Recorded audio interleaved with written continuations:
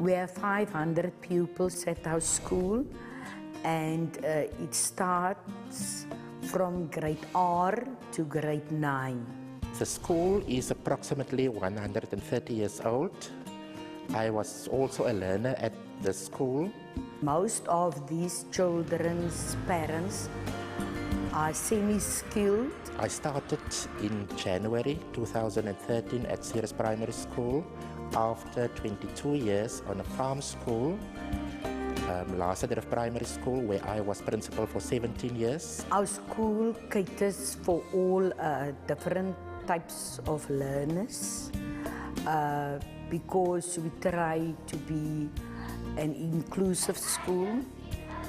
I took over the school management here and I promised myself that I want to rebuild the school as it was before. Ceres Primary was one of the biggest and, if I can say so, famous schools in the years when I started here. My school day starts long before the bell rings at 7:30 in the morning. Usually I go down the street to fetch all the pupils or learners and just to check if everyone is safe on the streets. What I like about my school is it has plenty of stuff to do, activities, and I am in the school choir, which is very fun, me and my friends, and I just love it here.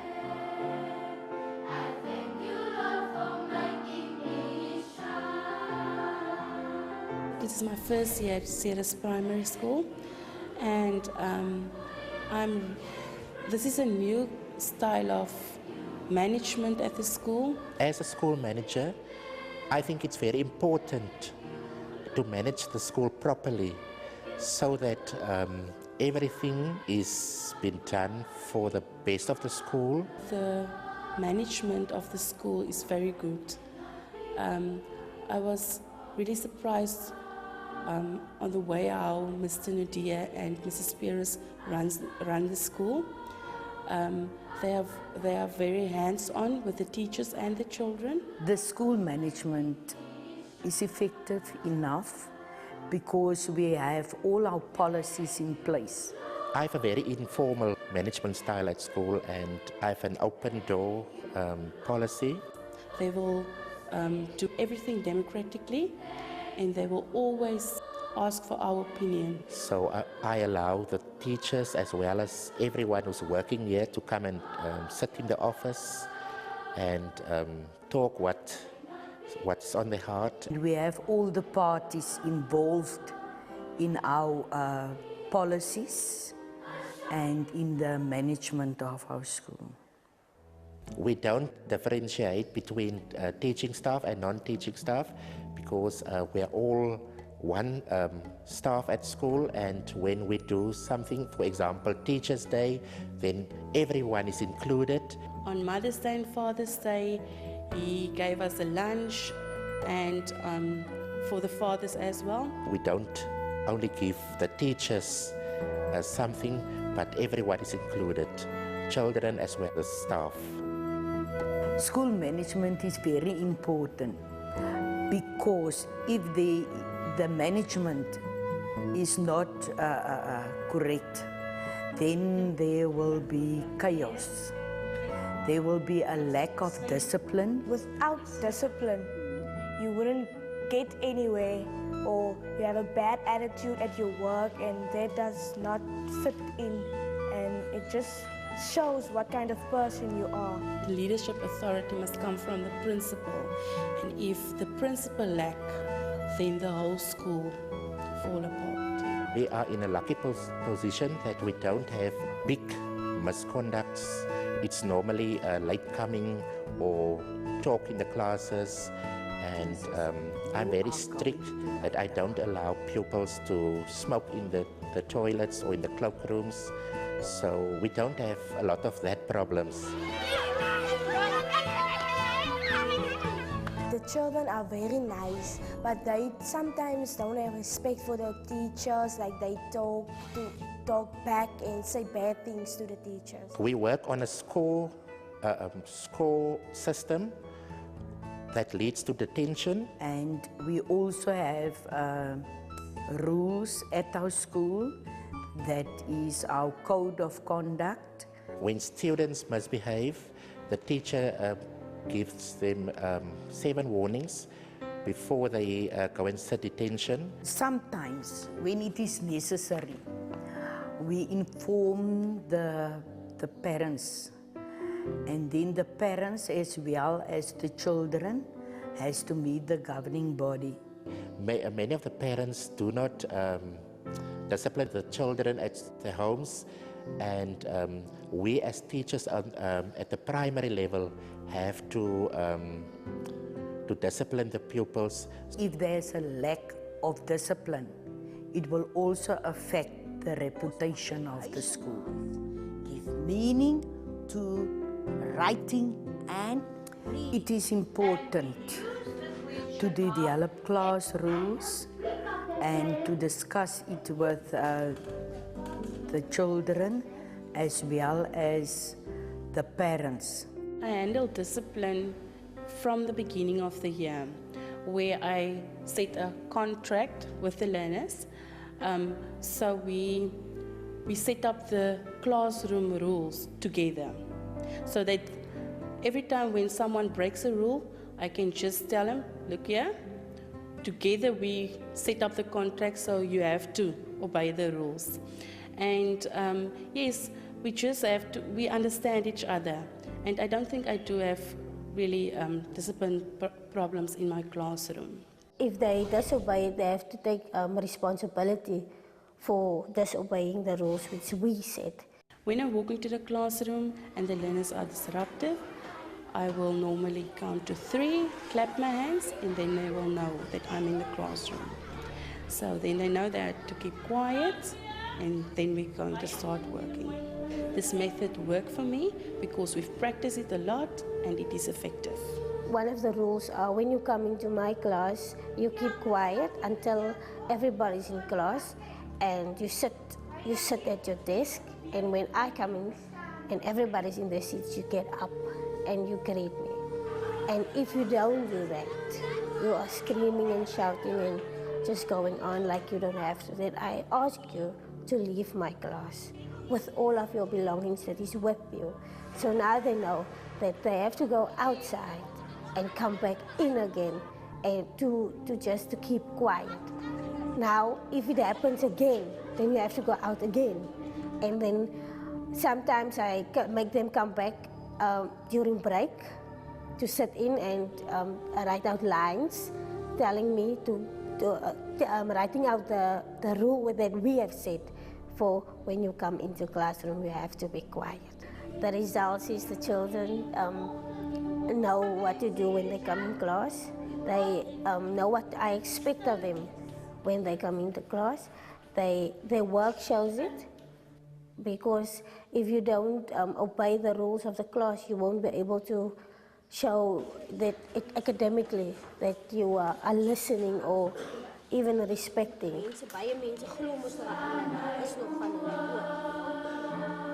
We respect the learners with learning disabilities because there is a place for each and every one of them in our school. We try to accommodate them by planning our lessons so that each and every one of them are involved. Teamwork is therefore very necessary. Right, and here's a few people. In our classes, we have 3 groups of pupils, the above average, the average, and the below average. We normally group our learners according to their strengths and weaknesses. So in one group, you'll find maybe 2 strong learners, 2 weak learners, 2 average learners, and they will help each other in their group. Sometimes it is better to make them work in groups so that they don't feel they are left out. And sometimes that is when the discipline problems start because the child feels that it's not good enough.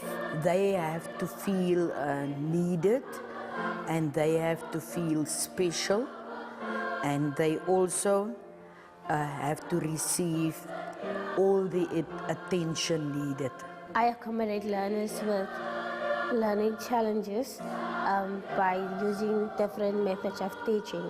I adapt my classroom methodology to ensure that all learners receive attention. I believe to have a very good relationship with their parents so that they understand their children's or their child's barrier. I also measure them with their previous work and not against their peers. We are fortunate at the school that we have a learning support teacher, and she goes from class to class to take out the pupils with the learning barriers. She comes in twice a week, and then she helps the children in her own classroom. In the past, we have success with these classes where the pupils have been taken up in the mainstream again, and they have good results at the end of the year or when they are writing tests. Where the problems are very big, it's been referred to the school psychologist. We are lucky to be a small group of staff members. We are very close. We are very privileged to have a peaceful school environment, and I believe it is because of good leadership. We actually never had an incident that staff members had maybe conflict. But if it happens in the future, maybe work out the thing between the parties which are involved. Each of them have to have respect for each other. So respect is very important in this matter. Conflict handling must be a win-win situation, and you have to approach it one by one, on a one-to-one basis, on a one-to-one approach. Everyone has to say what's on his heart, and we should talk it out through immediately. If it's bigger than just the two of us, we can report it at the principal and see if he can help us to get a solution for our problem. But first, I believe that the two of us can sort it out. It is necessary to try to solve the problem on a very calm manner. If the principal then can't give a solution for the problem, then he sends it to the SMT. If we cannot find a solution, then we get external help to resolve the problem.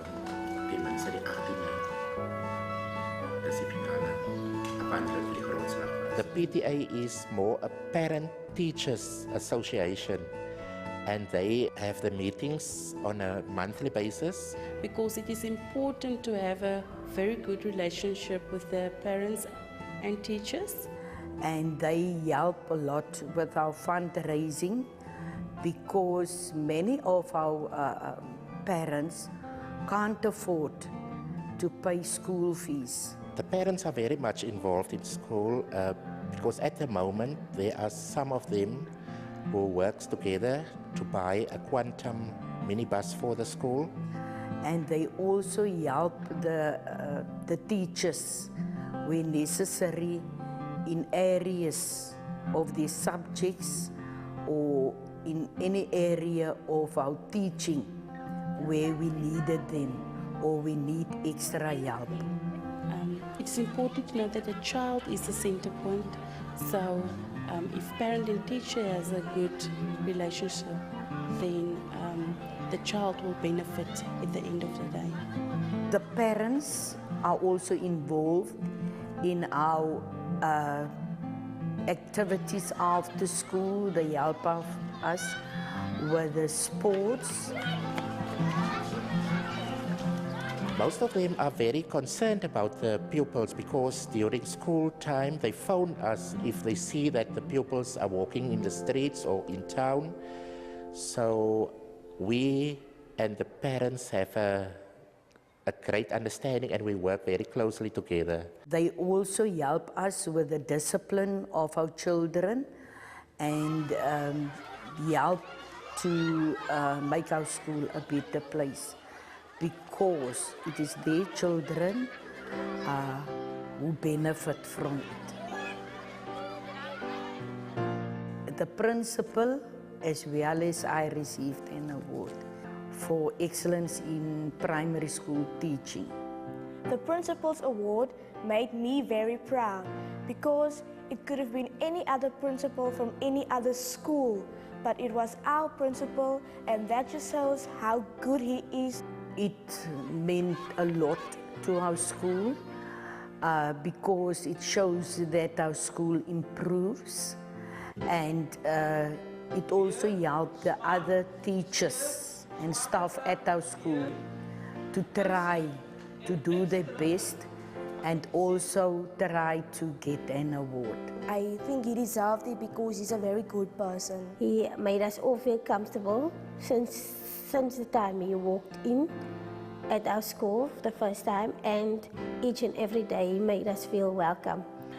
I started this year at Ceres Primary, and I really could see all the changes he made at the school. Even before he started changing the image of the school's face. The school inside and out really was beautiful, and he put in a lot of effort. He goes the extra mile for us as the staff members and the children. He's a great leader. He's passionate about his job, and he always wants to make changes in people's lives as well, not just his children, but also his colleagues. He also changed the discipline in our children. They changed drastically because they knew that he was a well-structured and strong person who has leadership right from the start. He put down his points and he told us, as well as the children, what he expected of us.